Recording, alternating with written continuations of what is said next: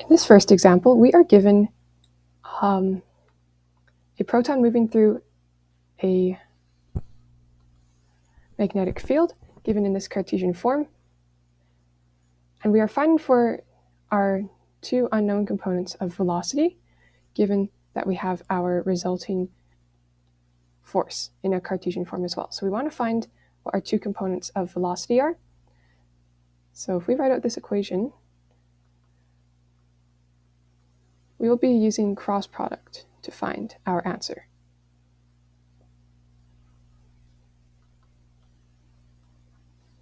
So I'm going to write this, I'm going to just convert these numbers since these are in milliteslas.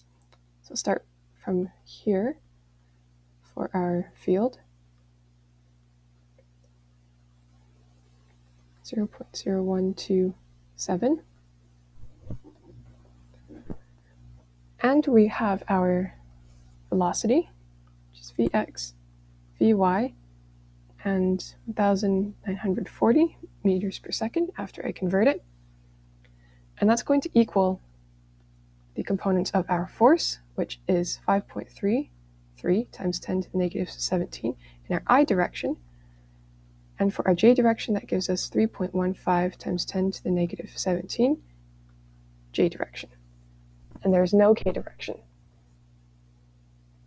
Okay, so that means we will be using two equations to solve for two unknowns. So if I were to write out the first equation, so let's say I wanted to find for our I component, right? So we know it's equal to 5.33 times 10 to the negative 17 from our force component here. And we're going to take the cross product. So this is Vx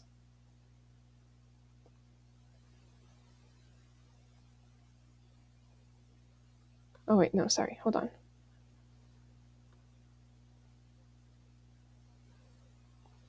Sorry, if we were to cover up this row and this one, we would get Vy, then this is times 0.0127, and then minus, this is 1,940 times negative 0.0254. Okay, and now we can solve for our Vy. So, let me simplify this out.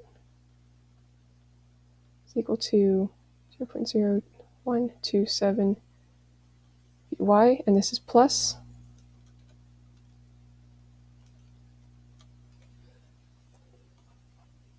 49.276. And let's move that over.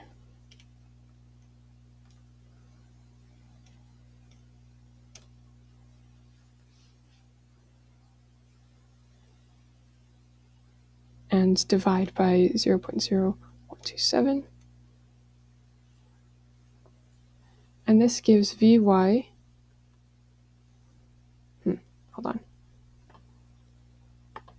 Sorry, I forgot. And we also have to put our Q in there to put our charge. That's why we're getting kind of weird values.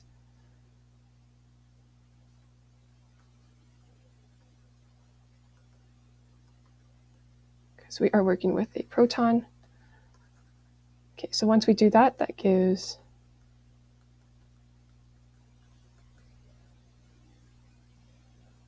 all right, so 0.0127 times 1.6 times 10 to the negative 19.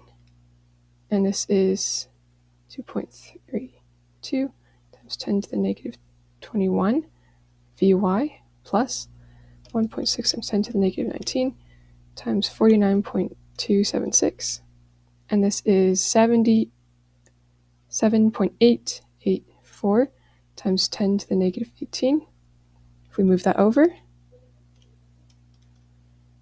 minus our answer, this is 4.541 times 10 to the negative 17.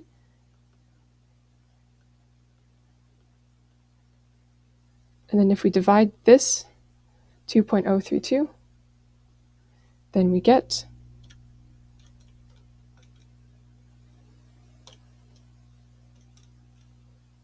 there we go. This is our answer. Vy is equal to 22,350.3.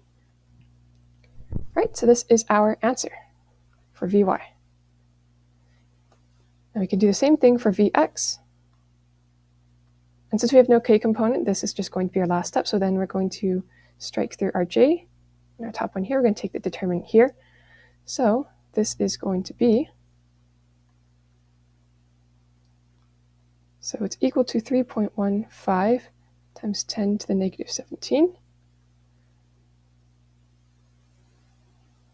For a scalar out in front, which is our charge.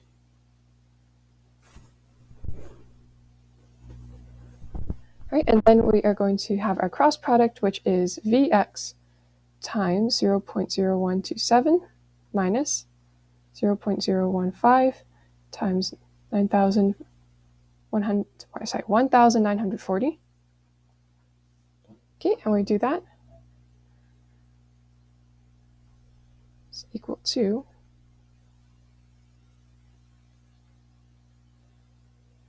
so let's distribute this. This is 0.0127 Vx minus 29.1. Then when we distribute and simplify, this is going to keep this the same over here. 1.6 times 10 to the negative 19 times 0.0127. This is, and this is minus times negative 19 times 29.1. 4.656 times 10 to the negative 18. Let's move that over, and then let's divide. Plus 4.656 times 10 to the negative 18. And this is divided by 2.032 times 10 to the negative 21. And that gives our Vx. That's not quite right. Sorry, and once you do that same process, that should give you negative 10 to the 3 meters per second. So try it for yourself for Vx to make sure that's right. And use the same process that you did for Vy. Okay, in our second question, we have a conducting rectangular body, and it moves at a certain velocity through a uniform magnetic field in our j direction. So let's draw that magnetic field.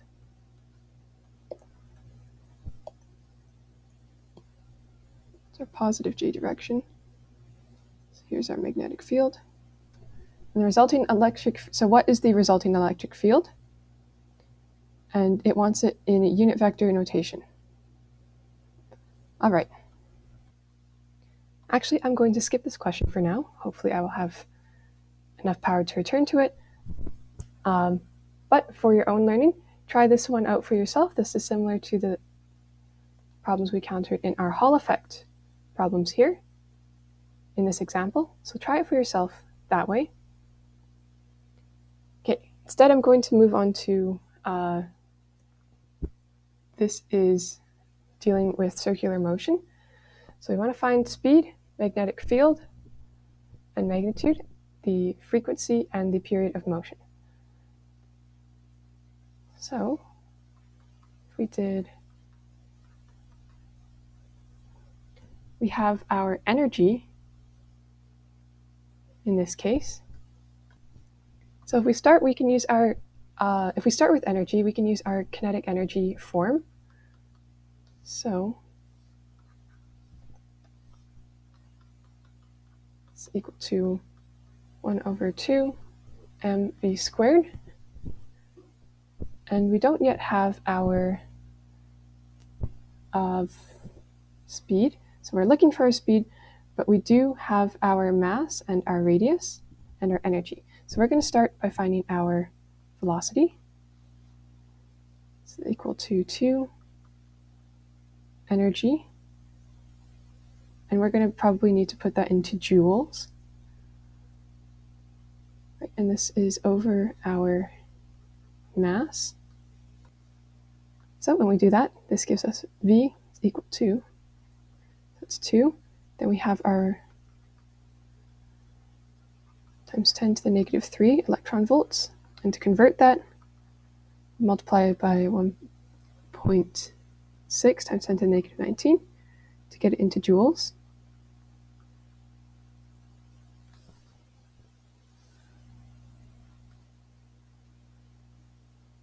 This over the mass of our an electron.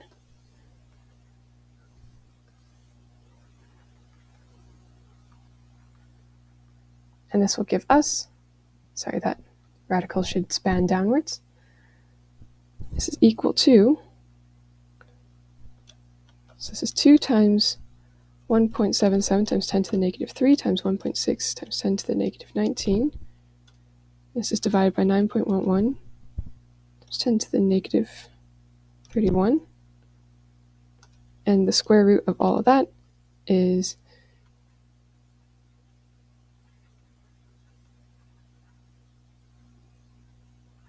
meters per second. Right, and that is our first question, correct. Okay, now we want to find our magnetic field. So this is where this would come in. So this is mv squared, now that we know our velocity, over our radius, which is given. This is our centripetal force, and this is equal to our magnetic force, which is QVB.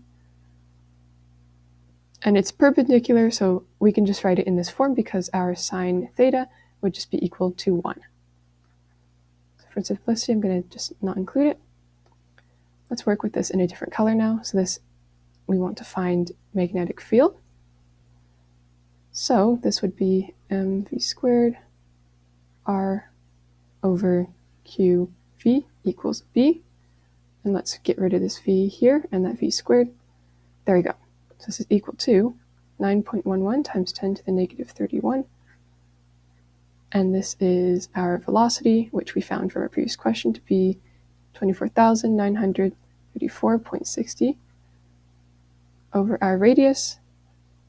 And in meters, this is 0.284. And our charge is 1.6 times 10 to the negative 19 coulombs.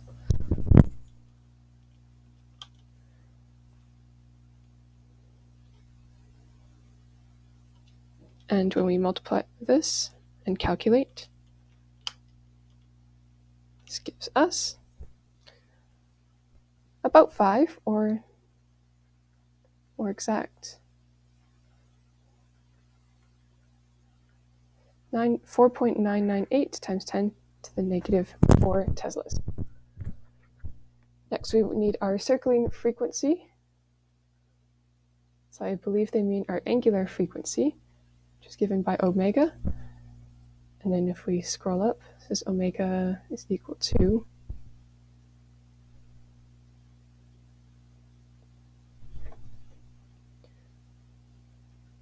QB over M.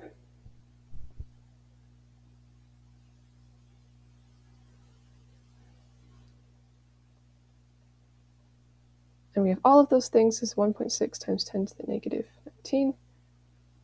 Magnetic field we just found. And this is over the mass.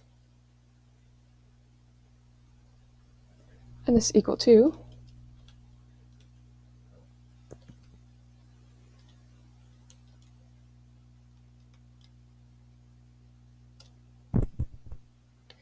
this is, oh, that's not right. Hold on. Sorry, the equation that we use for frequency is V over 2 pi r.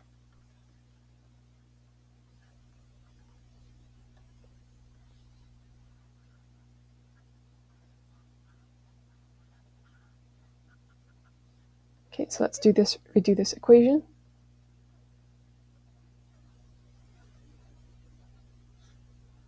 Two pi and our r is 4.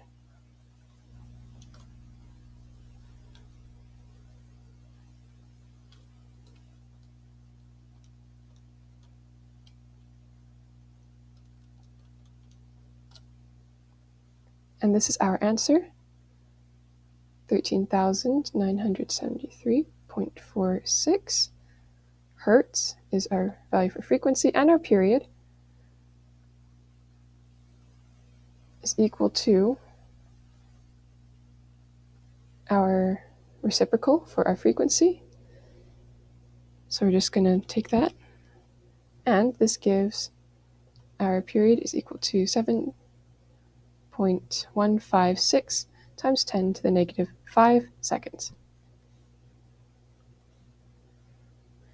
Okay, so this was an easier question just based on circular motion, where each step kind of leads into the next one.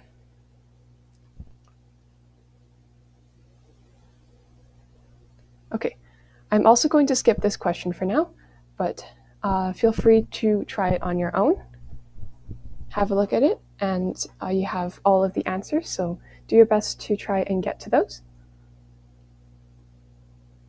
All right, and this last one here was kind of like our last examples in our video notes part of this week. So we have the length of our wire is equal to 0.718. We have our mass, which is equal to, so let's turn this into kilograms, 0.0142. We have our magnetic field, 0.511 Teslas. And we want to find the magnitude of the current required to keep it suspended. So this is when we had our force of gravity acting downwards, and we need our magnetic field to act the opposite way.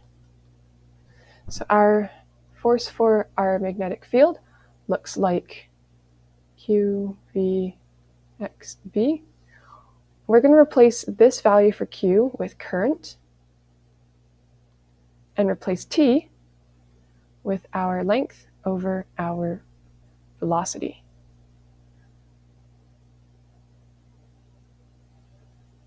So once we do that,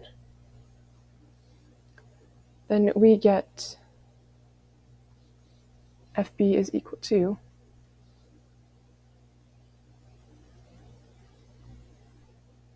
I L cross B. Because when we plug this in, both of our velocities cancel out, the top and bottom, so that's why we get this form here. Right, and we want our wire to be suspended, so that means we want our FB to equal our gravitational force.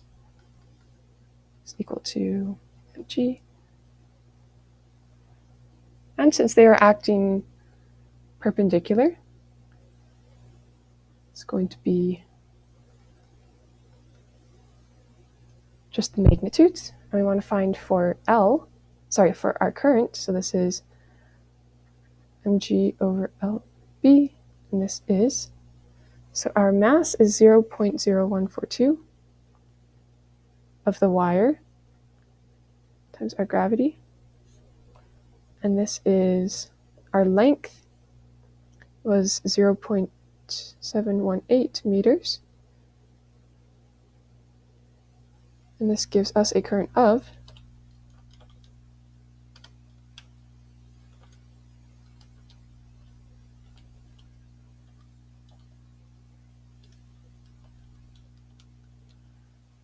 0.379 amps. So that is our first part of the question done. And since we need our